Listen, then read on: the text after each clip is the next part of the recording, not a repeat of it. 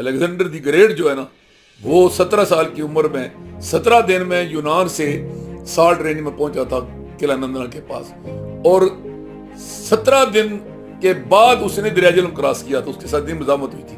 وہ کہتا میں 17 دن میں یونان سے سالٹ رینج میں پہنچوں اور سالٹ رینج سے میں نے دریا کراس کیا 17 دنوں میں. آپ اندازہ لائے لیں کہ یہاں کتنی مزاحمت ہوئی تھی. اور اس کی مزاحمت کرنے والی مقامی آبادی کے علاوہ اصل میں وہ ہیرو تھا راجا پورس جس نے اس کو مزاحمت کی. اس کے تو اپنے ہاتھی اور اس کی اپنی سینس اس کو دھوکہ دے گی. وہ تاریخ کا نقشہ اور وہ آپ کو تاریخی واقعہ یاد ہی ہوگا کہ جب سکندر اعظم نے گرفتار کیا پورس کو، اس نے بڑا تنگ کیا تھا.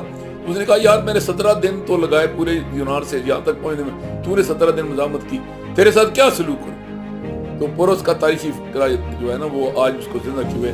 اس نے کہا کہ یار جو بادشاہ بادشاہوں کے ساتھ کرتے ہیں، تو بادشاہ ہے، تو فاتح ہے، میں بادشاہ ہوں، مفتی ہوں، جو کرنا ہے کر.